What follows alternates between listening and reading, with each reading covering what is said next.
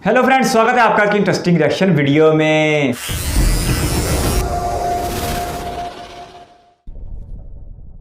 नमस्कार, नहीं welcome to world affairs. मैं हूं प्रशांत धवन। बहुत ही लंबे समय के बाद फाइनली इंडिया की एक अग्रेसिव फॉरेन पॉलिसी देखने को मिल रही है ना। यहाँ पर आप देख पाओगे, मैंने आपको इसके बारे में बताया था पहले भी कि इंडिया होस्ट करेगा 2023 में G20 समिट। दुनिया भर के कंट्रीज के जो प्रेसिडेंट्स हैं, प्राइम मिनिस्टर्स हैं, ये इंडिया में आएंगे। अब इंडिया ने डिसाइड ये किया कि G20 समिट की जो बहुत सारी मीटिंग्स होगी, उनमें से एक मीटिंग हम जम्मू कश्मीर यूटी में भी करवाएंगे।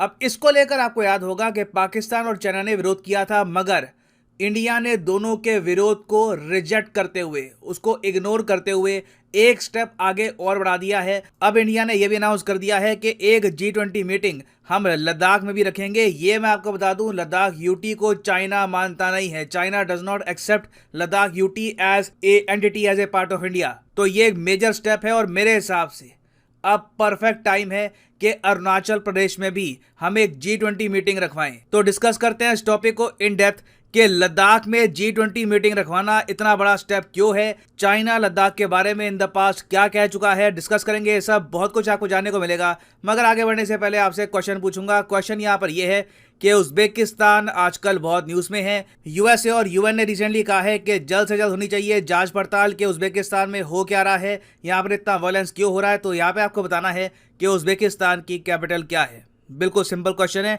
यह है यहाँ पे आपकी ऑप्शन, नूर सुल्तान, दुशानबे, अशकाबाद या फिर ताशकंद। कमेंट सेक्शन में करिए उत्तर, सही आंसर आपको मिलेगा वीडियो के अंत में। नाउ अभी तक हमने देखा है कि पाकिस्तान ने अग्रेसिवली, जी हाँ मैं ये कहूंगा अग्रेसिवली, अपनी फॉरेन पॉलिसी को आगे बढ़ाते हुए पूरी कोशिश करी कि G20 समिट बॉयकॉट कर दे टर्की, सऊदी अरेबिया, चाइना। मगर अभी तक सिर्फ पाकिस्तान ने ही कहा है कि ये लोग G20 मीटिंग जो होगी इंडिया में 2023 में, इसका बॉयकॉट करेंगे। इवन दो पाकिस्तान के बॉयकॉट की कोई तुक बनती नहीं है, क्योंकि Pakistan is not a member of G20। मगर आज के समय पाकिस्तान और चाइना की फॉरेन पॉलिसी का एक पार्ट सही बन गया है कि जहां भी इंडिया को टारगेट कर सको, टारगेट करो। जहां भी आपको दिखे कि इंडिया के अगेंस्ट बात करने का स्कोप बनता है, तो चाइना पाकिस्तान के साथ खड़ा हो जाता है। और इस केस में भी ये हुआ। इवन दो चाइना ने ये नहीं कहा कि ये इंडिया का G20 समिट बॉयकॉट कर देंगे, मगर चाइना ने बैक किया है पाकिस्तान को। यह कहा है कि हम पाकिस्तान का समर्थन करते हैं कि इस तरीके से जो डिस्प्यूटेड लैंड है, इनके हिसाब से जो डिस्प्यूटेड एरिया है, वहां पर यह समिट की मीटिंग नहीं करवानी चाहिए। तो चाइना ने देखो बहुत ही अजीब सा काम किया पाकिस्तान को बैक करके, क्योंकि रिसेंटली बहुत कुछ होने के बावजूद इंडिया ने एक सभ्य देश की तरह चाइना का ब्रिक्स समिट अटेंड किया था। हमने उस वक्त ये नहीं कहा कि हम ब्रिक्स समिट को अटेंड नहीं करते हैं, बॉयकॉट करते हैं। मगर चाइना सिंस इंडिया के मेगा समिट को चैलेंज कर रहा है, तो इंडिया को जवाब देना था। और इंडिया ने भी, क्या मैं कहूंगा, परफेक्ट दिन चुना है चाइना को जवाब देने का। आज आपको पता होगा है 6 जुलाई। आज है दलाई लामा का 87वां birthday. Happy birthday the great Dalai Lama. और पीएम मोदी ने फोन करके उनको विश किया है। यहाँ पे आप देख पाओगे उन्होंने ट्वीट भी करी है, दुनिया को भी बताया है कि मैंने दलाई लामा से फोन में बातचीत करी है। We pray for his long life and good health. और इसी दिन जब दलाई लामा का बर्थडे है, जिसको लेकर मैं वैसे आपको ये बता दूं, चाइना बहुत सेंसिटिव रहता है। चाइना अच्छे से नोटिस कर रहा है ये बात कि दलाई लामा का birthday PM Modi properly celebrate करते हैं। इसी दिन इंडिया ने ये भी डिक्लेयर कर दिया कि कश्मीर में आपको दिक्कत हो रही थी ना कि कश्मीर में G20 मीटिंग क्यों, चलो अब एक काम करते हैं, हम इसमें एडिशन कर देते हैं, अब लद्दाख में भी मीटिंग होगी। क्योंकि मैं आपको ये बता दूं, चाइना ऑफिशियली अरुणाचल प्रदेश की तरह लद्दाख को भी रिकॉग्नाइज नहीं करता। जी हाँ, लद्दाख की यूनियन टेरिटरी के बारे में चाइना का जो विदेश मंत्रालय है, ये ऑन रिकॉर्ड कह चुका है कि ये इलीगली सेटअप यूटी है बाय इंडिया। लद्दाख जो ये नाम है, यूनियन टेरिटरी ऑफ लद्दाख, इसको भी चाइना एक्सेप्ट करता नहीं है। इवन दो लद्दाख का जो बहुत सारा एरिया है अक्साई चिन का, ये चाइना ने कब्जा रखा है। नाउ इंडियन पर्सपेक्टिव से आप अगर देखो, तो आप अगर सोच कर देखें, तो लद्दाख में हमने जो ये रखवाया इवेंट, ये ज़्यादा बड़ा मूव है। क्योंकि हमारे हिसाब से, हमारे दृष्टिकोण से, तो लद्दाख की जो ज़मीन है ये कब्जा रखी है पाकिस्तान और चाइना ने। ये आपको पता होगा ना, जो हमने नया मैप रीड्रॉ किया है उसमें आप देखोगे तो सबसे बड़ा डिस्प्यूट लैंड को लेकर हमारा एक्चुअली पाकिस्तान और चाइना के साथ है for the territory of Ladakh. तो इंडिया ने बिल्कुल सही मैसेज यहाँ पर सेंड किया। और मेरे हिसाब से अब तो बिल्कुल ऑब्वियस एक अगला स्टेप बनता है कि अरुणाचल प्रदेश में भी हम एक G20 मीटिंग रखवाएं। क्योंकि मैं आपको ये बता दूं, कई बड़े देश ओपनली इंडिया को सपोर्ट कर चुके हैं on Arunachal Pradesh. US, Japan कह चुके हैं कि हम हमेशा से हिस्टोरिकली मानते आए हैं कि Arunachal Pradesh is an Indian territory. हमने कभी भी इसको चाइना की टेरिटरी की तरह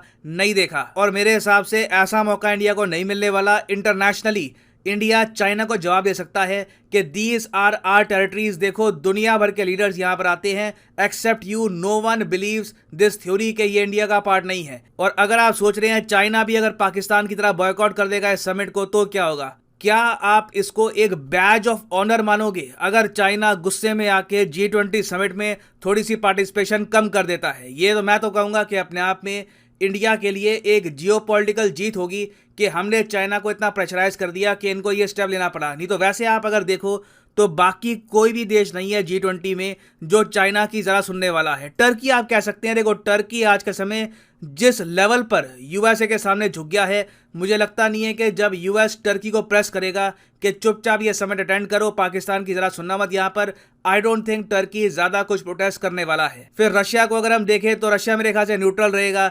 रशिया चुपचाप ये समिट अटेंड कर देगा। रशिया कुछ यहाँ पे बॉयकॉट करने नहीं वाला। बाकी कोई भी और देश नहीं है जो चाइना की दूर दूर से भी सुने। 1% भी चांस नहीं है। Brazil, Germany, Indonesia, Japan, Mexico, Italy, south Korea, कोई यहाँ पर नॉर्थ कोरिया नहीं है, कोई पाकिस्तान नहीं है, यहाँ पर कोई भी ऐसा देश नहीं है जो चाइना पर बहुत ज़्यादा डिपेंड करता है। तो चाइना बेसिकली आप अगर देखो तो फंस चुका है। और अगर चाइना इस बार का G20 समिट बॉयकॉट करता है तो मैं आपको ये बता दूं, इससे प्रेशर आ जाएगा चाइना पर। और जैसे आपको बताऊंगा, हम लोग काफ़ी बार इंडिया में बातचीत करते हैं कि हम ब्रिक्स का पार्ट क्यों हैं, चाइना के साथ हमारे जो जियोपॉलिटिकल इंटरेस्ट हैं ये अलाइन होते नहीं हैं। अब चाइना में भी विचार होगा कि हम ब्रिक्स का पार्ट क्यों हैं, इंडिया के साथ हमारे इंटरेस्ट अलाइन होते नहीं है। तो ये एक बड़ा मूव है by India. It will be interesting to see how China. अगर G20 की बात की जाए तो इसमें 19 ममालिक और एक यूरोपीय यूनियन है, कुल मिला के 20 बन जाते हैं। 1999 यानी 1999 में इसे कायम किया गया था। इसकी पहली समिट 2008 अमेरिका में हुई थी। 2016 में चाइना में इसकी समिट हुई थी, लेकिन चाइना ने लद्दाख, कश्मीर या अरुणाचल प्रदेश या तिब्बत जैसे इलाके इस्तेमाल नहीं किए थे, बल्कि चाइना ने इसे अपने एक बड़े शहर में मुनक्किद करवाया था। आज 2022 की समिट इंडोनेशिया में होने जा रही है नवंबर में, और 2023 में इंडिया को पहला मौका दिया जा रहा है G20 की समिट करवाने का। लेकिन भारत सरकार की खारजा पॉलिसी इसे मुतनाज़ बनाने पर तुल चुकी है। कुछ दिन पहले भारत की फॉरेन मिनिस्ट्री की तरफ से कहा गया था कि इंडिया 2023 में होने वाली G20 समिट को कश्मीर में करवाने का इरादा रखता है। इस पर पाकिस्तान और चाइना की तरफ से अच्छी खासी मुखालफत की गई थी, लेकिन अब इंडिया ने कह दिया कि इसके साथ साथ, कश्मीर के साथ साथ हम लद्दाख में भी करवाना चाहते हैं। और अब लद्दाख के बाद ये मामला अरुणाचल प्रदेश तक पहुंच चुका है। तो सच में ये एक बिल्कुल अग्रेसिव मूड हमें दिखाई दे रहा है इंडिया की फॉरेन पॉलिसी में। लेकिन ये बिल्कुल भी एक जिम्मेदार रियासत और जिम्मेदार हुकूमत का किरदार नहीं हो सकता, क्योंकि इसमें बहुत से मामलात अमल दखल करते हैं। कश्मीर के मामले में तो चलो बात समझ में आती भी है, लेकिन जब लद्दाख की बात और अरुणाचल प्रदेश की बात आएगी तो वो यकीनी तौर पर चाइना को अग्रेसिव करने वाली बात है। चाइना लद्दाख को इंडिया की यूनियन टेरिटरी नहीं मानता, इसी तरह अरुणाचल प्रदेश को भी नहीं मानता, लेकिन चाइना के मानने या ना मानने से कोई फर्क नहीं पड़ता। बिल्कुल इसी तरह इंडिया तिब्बत को चाइना का इलाका नहीं मानता, लेकिन इंडिया के ना मानने से चाइना को कोई फर्क नहीं पड़ता।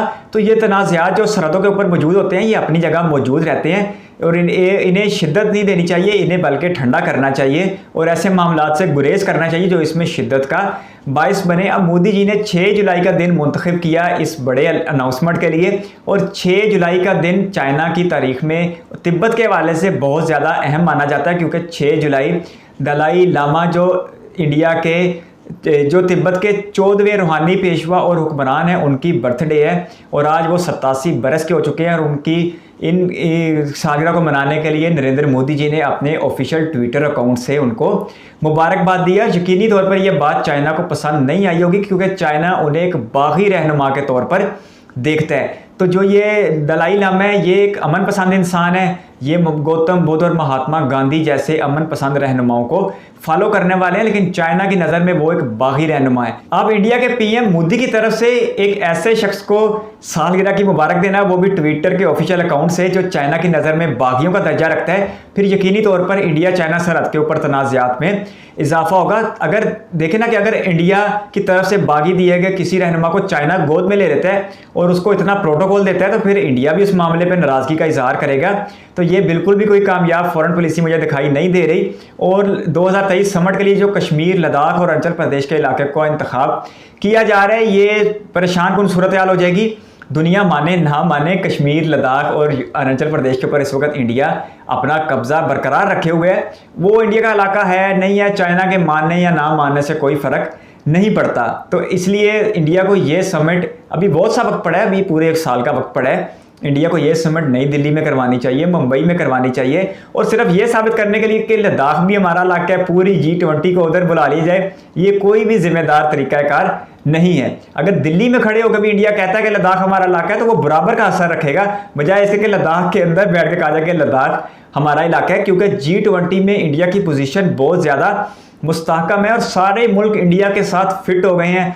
अगर आप अमेरिका की बात देख लें, वो बराह रास्त हर मौक़ पर, खुसूसन ऐसे हर मौक़ पर जो चाइना के खिलाफ है, अमेरिका इंडिया को मुकम्मल तौर पे सपोर्ट करता है। और अगर रूस की बात करें तो वो दोनों घरों की बिल्ली है, वो चाइना को भी नहीं हाथ से जाने देगा और इंडिया को भी हाथ से नहीं जाने देगा। और G20 के जो बाकी ममालिक हैं, जापान, तुर्की ने पाकिस्तान की क्या माननी है, तुर्की तो अपनी मान ले तो बड़ी बात है, जिस कदर मुश्किल हालात से वो गुजर रहा है। तो G20 में इंडिया की पोजीशन बहुत ज़्यादा मुस्तहकम है और इंडिया की इस पोजीशन को अपने हक में पॉजिटिव इस्तेमाल करना चाहिए। फर्ज करें ये समिट अगर लद्दाख या कश्मीर में हो भी जाती है, तो मुझे ऐसा नहीं लगता कि चाइना इतने बड़े इंटरनेशनल इवेंट का बाइकआउट करेगा। और दूसरी तरफ वीडियो में कह रहे थे कि अब इंडिया में आवाज़ें उठना शुरू हो गई हैं कि बैरक्स में हम क्या कर रहे हैं, यानी इंडिया बैरक्स में चाइना के साथ क्यों है। तो ऐसा करने से, यानी जी समिट को इंडिया कश्मीर या लद्दाख में करवाने से चाइना में ये आवाज़ें उठेंगी कि चाइना बैरक्स में इंडिया के साथ क्यों है। लेकिन मैं इस बात से बिल्कुल भी इत्तेफाक नहीं करता, क्योंकि इंडिया और चाइना के सियासी माहौल में ज़मीन आसमान का फ़र्क है। चाइना में उठने वाली हर आवाज़ को ताकत के साथ दबा दिया जाता है, लेकिन इंडिया में जमहूरियत है और यहाँ पर लोगों की बात सुनी और समझी जाती है। इंडिया बैरक्स में चाइना के साथ है, इसी तरह क्वाड में वो चाइना के खिलाफ भी है। तो जियोपॉलिटिकल में कोई भी पक्का दोस्त या पक्का दुश्मन नहीं होता, अभी एक साथ रहता है इस समिट को। तो मुझे यकीन है, बल्कि उम्मीद है या यकीन है कि इंडिया अपने इस फैसले पर नज़रसानी करते हुए एक जिम्मेदार रियासत के तौर पर अपने इस समिट को दिल्ली, मुंबई और अहमदाबाद जैसे शहरों में करवाने पर जोर देगा। इससे इंडिया का अच्छा इमेज जाएगा। G20 में इंडिया को अच्छी खासी सपोर्ट हासिल है और इस सपोर्ट को इंडिया को पॉजिटिव इस्तेमाल करना चाहिए। आपके कीमती वक्त शुक्रिया। अगर आप भी किसी वीडियो पर रिएक्शन चाहते हैं तो अपनी कीमती राय कमेंट बॉक्स में ज़रूर दीजिएगा। इस वीडियो को कीमती समय देने के लिए बहुत सारा धन्यवाद।